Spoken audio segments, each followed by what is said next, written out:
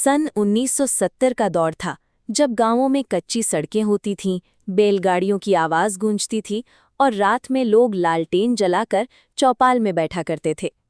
राजस्थान के एक छोटे से गांव रामपुर के पास एक बड़ा राज्य था, वीरगढ़। उस राज्य के राजा थे महाराज प्रताप सिंह। राजा बहुत अमीर था, उसका महल सोने चांदी से चमकता था, लेकिन गांव वाले उससे खुश नहीं थे, क्योंकि राजा बहुत घमंडी और कठोर था। गांव के गरीब किसान दिन रात खेतों में मेहनत करते, लेकिन आधी फसल राजा के सैनिक जबरदस्ती ले जाते थे।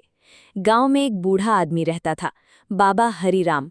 उसकी लंबी सफ़ेद दाढ़ी और शांत आवाज़ पूरे गांव में मशहूर थी।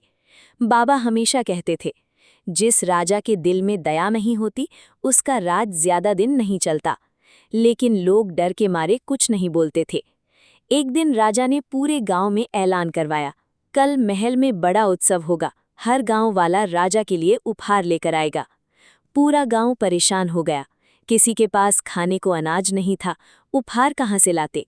उसी गांव में मोहन नाम का गरीब किसान रहता था। उसके पास सिर्फ एक बूढ़ा बैल और छोटी सी जमीन थी। मोहन की माँ बीमार रहती थी, घर में खाने के लिए मुश्किल से 2 रोटियां बचती थीं। मोहन बोला, मैं राजा को क्या दूं, मेरे पास तो कुछ भी नहीं। तभी बाबा हरिराम मुस्कुराए और बोले, सच्चाई सबसे बड़ा उपहार होती है बेटा। अगले दिन पूरा गांव महल पहुंचा। कोई सोने का हार लाया, कोई चांदी की थाली, तो कोई महंगे कपड़े। राजा अपने सिंहासन पर बैठा घमंड से सब देख रहा था। तभी मोहन फटे कपड़ों में आगे आया। उसके हाथ में सिर्फ मिट्टी से भरा एक छोटा सा घड़ा था। पूरा दरबार हंसने लगा। राजा गुस्से में बोला, ये क्या मजाक है। मोहन ने सिर झुकाकर कहा, महाराज, ये हमारे गांव की मिट्टी है, जिस मिट्टी में किसान खून पसीना बहाते हैं, लेकिन पेट भर खाना भी नहीं मिलता। पूरा दरबार शांत हो गया। राजा की आंखों में गुस्सा भर गया। राजा ने चिल्लाकर कहा, इस किसान को तुरंत जेल में डाल दो। सैनिक मोहन को पकड़कर ले गए। पूरा गांव डर गया, लेकिन बाबा हरिराम की आंखों में हल्की मुस्कान थी, क्योंकि उन्हें पता था आज से राजा की किस्मत बदलने वाली है। मोहन को सैनिक लोहे की जंजीरों में बांधकर महल की अंधेरी जेल में ले गए। जेल की दीवारें ठंडी और डरावनी थीं। वहां सिर्फ पानी टपकने की आवाज सुनाई देती थी। उधर गांव में मातम छा गया। मोहन की बूढ़ी माँ रो रो कर बेहाल थी। गांव वाले चौपाल में इकट्ठा हुए। सबके चेहरे पर डर था, क्योंकि राजा प्रताप सिंह के खिलाफ बोलना मौत को बुलाने जैसा था। तभी बाबा हरिराम अपनी लाठी लेकर खड़े हुए। उन्होंने गहरी आवाज में कहा, अगर आज हम चुप रहे तो हमेशा गरीब ही कुछ ले जाएंगे। धीरे धीरे गांव वालों के अंदर हिम्मत जागने लगी। उधर महल में राजा बार बार उस मिट्टी के घड़े को देख रहा था। मोहन की बातें उसके कानों में गूंज रही थीं, जिस मिट्टी में किसान खून पसीना बहाते हैं। पहली बार राजा बेचैन हो उठा। उसी रात अचानक मौसम बदल गया। तेज आंधी और बारिश शुरू हो गई। महल के पीछे बने अनाज के बड़े गोदाम में अचानक आग लग गई। पूरा महल चीख पुकार से गूंज उठा। सैनिक इधर उधर भागने लगे। राजा घबरा गया, क्योंकि गोदाम में पूरे राज्य का अनाज रखा था।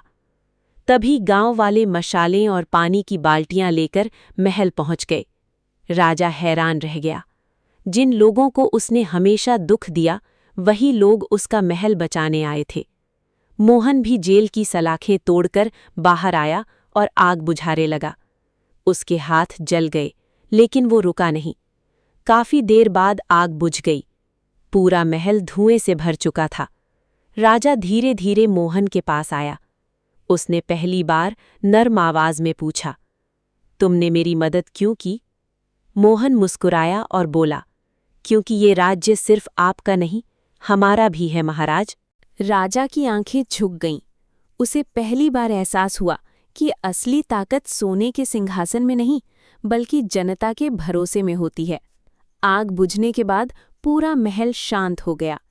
चारों तरफ धुआं फैला हुआ था और बारिश की बूंदें धीरे धीरे जमीन पर गिर रही थीं। राजा प्रताप सिंह अपने सिंहासन पर अकेले बैठे थे। उनके सामने वही मिट्टी का घड़ा रखा था।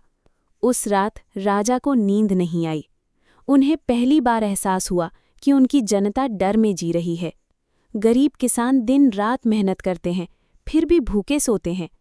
सुबह होते ही पूरे राज्य में नगाड़े बजने लगे।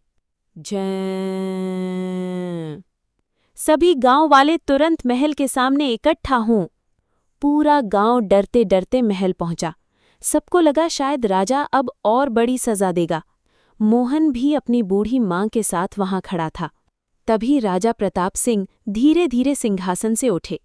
आज उनके चेहरे पर घमंड नहीं था। उन्होंने ऊंची आवाज में कहा, आज तक मैंने अपनी जनता का दर्द नहीं समझा, लेकिन अब समझ चुका हूं। पूरा दरबार हैरान रह गया। राजा ने आगे कहा, आज से किसानों की आधी फसल जबरदस्ती नहीं ली जाएगी। पूरा मैदान खुशी से गूंज उठा।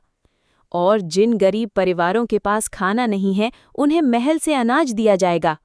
गांव वालों की आंखों में खुशी के आंसू आ गए। तभी राजा मोहन के पास आए। उन्होंने सबके सामने कहा, मोहन, तुमने मुझे सच्चाई दिखाई है। आज से तुम वीरगढ़ के किसानों के मुखिया हो। पूरा गांव तालियों से गूंज उठा। बाबा हरीराम मुस्कुराए और बोले, जिस दिन राजा जनता का दर्द समझ ले, उसी दिन राज्य स्वर्ग बन जाता है। उस दिन के बाद वीरगढ़ बदल गया। गांव में अब खुशहाली थी। किसानों के घरों में चूल्हे जलते थे और राजा प्रताप सिंह को लोग डर से नहीं, सम्मान से याद करने लगे। और महल में रखा वो मिट्टी का घड़ा राजा ने हमेशा अपने सिंहासन के पास रखा, ताकि उन्हें कभी जनता का दर्द भूल न जाए। घमंड से राज चलता है, लेकिन दिलों पर राज सिर्फ इंसानियत करती है। अगर आपको ये कहानी पसंद आई हो तो वीडियो को लाइक करें, चैनल को सब्सक्राइब करें और ऐसी ही दिलचस्प कहानियां सुनने के लिए जुड़े रहें कहानी किंग वर्ल्ड के साथ। फिर मिलेंगे एक नई और शानदार कहानी के साथ। धन्यवाद।